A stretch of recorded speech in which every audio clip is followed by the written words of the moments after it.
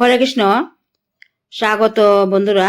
তো আজ নিয়ে এলাম মশলাদার মুড়ির মোয়া তৈরি করলাম।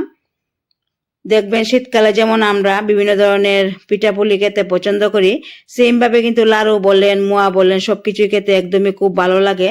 তো সেদিন আমি দোকানে গিয়েছিলাম, গিয়ে দেখলাম বিভিন্ন ধরনের লাড়ু, মোয়া।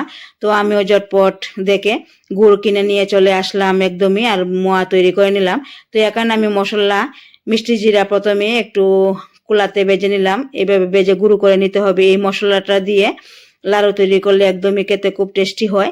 তো এরপরে এখানে দেখুন সাদা তিল, কালো তিল আর কয়েকটা চারমগজ বেজে নিলাম। এগুলি দিয়ে মোয়াটা তৈরি করব। তো এইভাবে আমার মা কিন্তু মোয়া তৈরি করতে দেখতাম আগেকার দিনে। তো আমিও সেম ভাবে আজ তৈরি করলাম। তো এরপর দেখুন এদিকে কড়াতে কিন্তু গুড় বসিয়ে দিলাম, গুড় জাল করে নিলাম। তো গুড় জাল হয়ে আসলে যখন দেখবেন এইভাবে চিটচিট ভাব হয়ে আসছে, তখন বুঝবেন যে গুড় একদম জাল হয়ে গেল। তো গুড় এখানে কিন্তু জাল হয়ে গেল। এবার এই মশলার গুঁড়োটা দিয়ে দিলাম। দিয়ে দেওয়ার পর একটু হালকা নেড়ে দিলাম। এরপর দিয়ে দিলাম বেজে রাখা এই তিল। তিল দিয়েও খুব ভালোভাবে কিন্তু একদম গুড়ের সঙ্গে এইভাবে মিশিয়ে নেব। তো মিশিয়ে নেওয়ার পর এবার কিন্তু তো লাগবে মুড়ি। তো এখানে আমি এক বাটি মুড়ি নিলাম।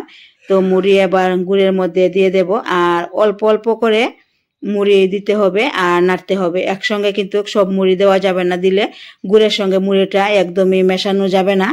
তো এইভাবে কিন্তু আমি অল্প অল্প করে মুড়ি দিয়ে দেখুন একদম গুড়ের সঙ্গে সব মুড়ি কিন্তু মিশিয়ে নিলাম।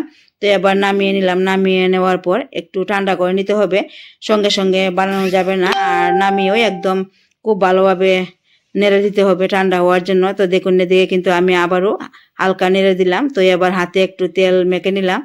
তেল মেখে নেওয়ার পর এরপর মুড়ির এই মিশ্রণের কিছুটা অংশ হাতে নিয়ে একদম এইভাবে আমি বানিয়ে নিলাম। তো মোয়া বলতে তো একটু বড় বড় হয়। তো দেখুন আমি এরকম বড় বড় সাইজের মোয়াগুলি তৈরি করে নিলাম। তো আপনারা চাইলে আরও ছোট বা আরও ছোট করে তৈরি করতে পারবেন। তো আমি এইভাবে বড় বড় করে কিন্তু তৈরি করে নিলাম। তো সবগুলো আমি এইভাবে কিন্তু বানিয়ে নেব। তো দেখুন আমি সবগুলো কিন্তু বানিয়ে নিলাম। তো এই মুড়ির মোয়াটা এত টেস্টি হয়েছিল কি বলবো। আর এই মশলাটা দেওয়ার কারণে মুড়ির মোয়াটা একদমই খুব টেস্টি হয়েছিল। তো আপনারা অবশ্যই একবার হলে এইভাবে বানিয়ে দেখবেন, খুব ভালো লাগে।